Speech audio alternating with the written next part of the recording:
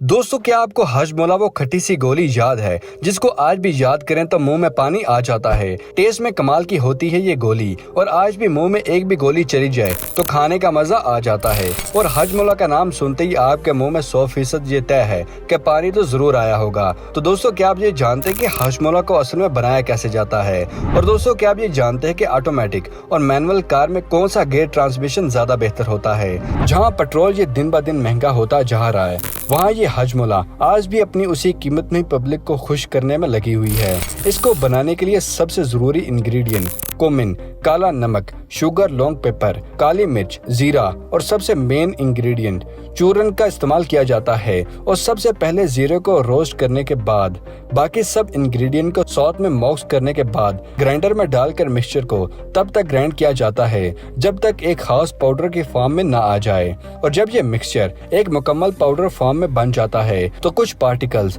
सही से ग्राइंड नहीं हो पाते, तो उस मटेरियल को दोबारा से छान कर फिर से ग्राइंड किया जाता है और इस पाउडर को टैबलेट मेकिंग मशीन में डाला जाता है और इस कंटेनर में पंप डाला जाता है और ये पंप पाउडर को टैबलेट बनाने वाली मशीन में ट्रांसफर करता है और इस मशीन में पहले शुगर सिरप को मिलाया जाता है और पाउडर के साथ मिक्स करके आटे की तरह बना दिया जाता है। और फिर ये मशीन 2 लाख टैबलेट्स को हर घंटे में तैयार करती है। और अब ये मजेदार गोलियां पैकेजेस स्लाइड पर जाती हैं और इनको पैकेजेस मशीन के ऊपर में डाला जाता है और जहाँ से लाइन बाय लाइन ये गोलियां एक एक करके एक स्लाइड पर जाती हैं और इस स्लाइड से ये गोलियां पैकेट में पैक हो जाती हैं और इन पैकेट्स को प्लास्टिक जार में डाला जाता है और एक जार में 1000 पैकेट भरे जाते हैं। प्लास्टिक जार भरने के बाद इनको सील बंद करके वर्कर्स इनको कंटेनर्स में पैक करते जाते हैं और ये हजमोला तैयार है आप तक पहुंचाने के लिए। और हजमोला की इन एड्स को देख के बचपन की याद तो ताज़ा जरूर कीजिएगा। दोस्तों, कोई भी इंसान कार या बाइक चलाने का शौकीन है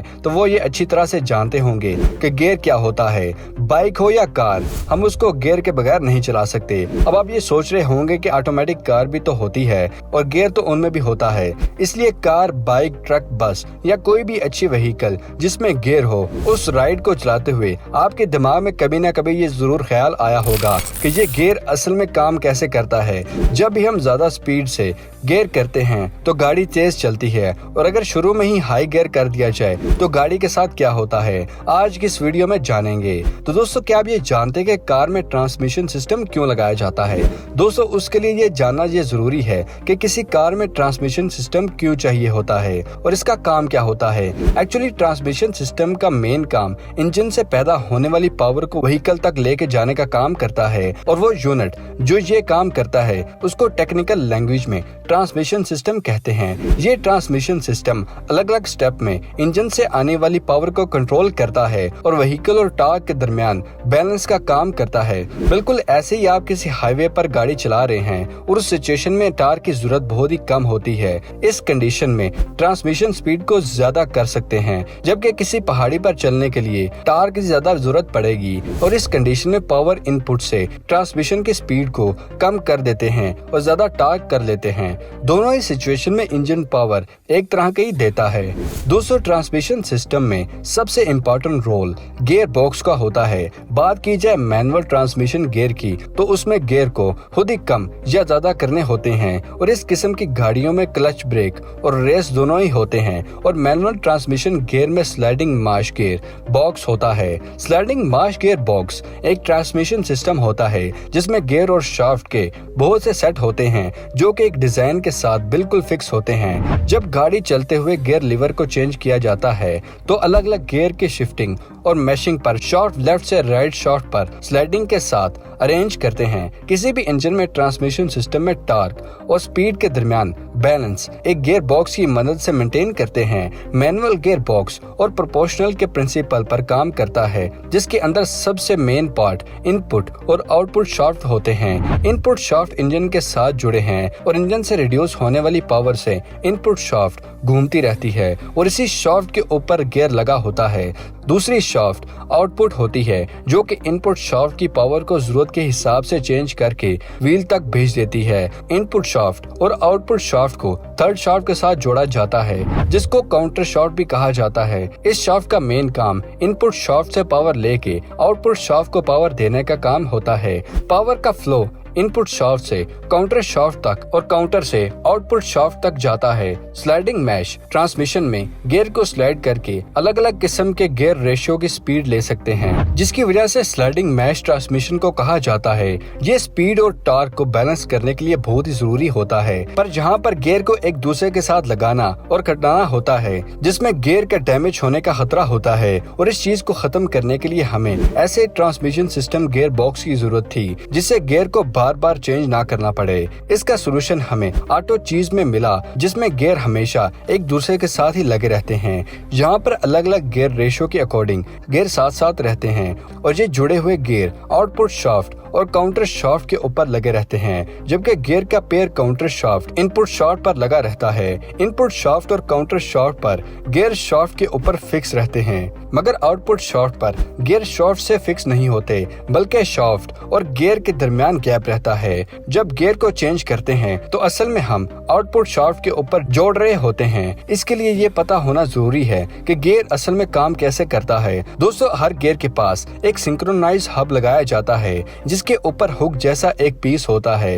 इन सिंक्रोनाइज को उस शाफ्ट पर ऊपर जोड़ा जाता है। सिंक्रोनाइजर को और नोर किलर की स्लीव्स की मदद से जोड़ा जाता है, और ये स्लीव्स गियर और सिंक्रोनाइज को एक दूसरे के साथ जोड़कर लॉक कर देती हैं, और गियर से आने वाली स्पीड आउटपुट शाफ्ट पर ट्रांसफर कर दी जाती है। स्लीव्स को जोड़ने से पहले क्लच प्लेटेड को दबाया जाता है, जिसकी वजह से गियर फ्री हो जाता है, मगर फिर गियर की स्पीड बहुत ज्यादा होती है। इस चीज को दूर करने के लिए एक सिंक्रोनाइज रिंग को साथ लगाया जाता है, जिसके गियर और सिंक्रोनाइज को उनके दरमियान जोड़ने का काम भी करता है, जिससे गियर की स्पीड और आउटपुट शाफ्ट की स्पीड भी कंट्रोल रहती है, और फिर स्लीव्स आगे की तरफ जाके शाफ्ट के साथ लॉक हो जाते हैं। यही मेथड हर गाड़ी के साथ होता है। पहला गियर जब डाला जाता है तो स्पीड कम मिलती है और टॉर्क ज्यादा मिल रही होती है, और जब गियर को ज्यादा करें तो स्पीड ज्यादा हो जाती है और टॉर्क कम हो जाती है।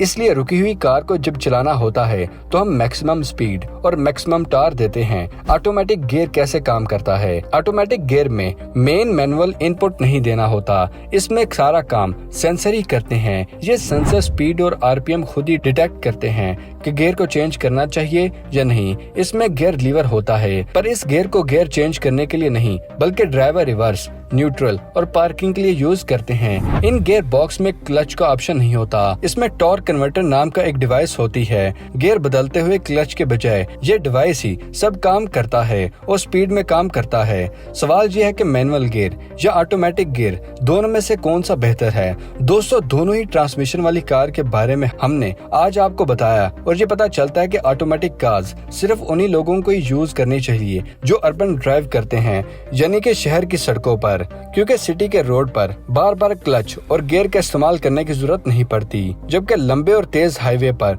ड्राइव करते हुए या खराब रास्तों पर अपनी कार को चलाना हो तो सड़कों के लिए मैनुअल ट्रांसमिशन ही बेहतर रहेगी, क्योंकि इसमें अपनी मर्जी के मुताबिक स्पीड को सिलेक्ट कर सकते हैं। दोस्तों, आपके ख्याल में कौन सा गियर सिस्टम ज्यादा बेहतर है? हमारे साथ कमेंट सेक्शन में जरूर शेयर कीजिएगा।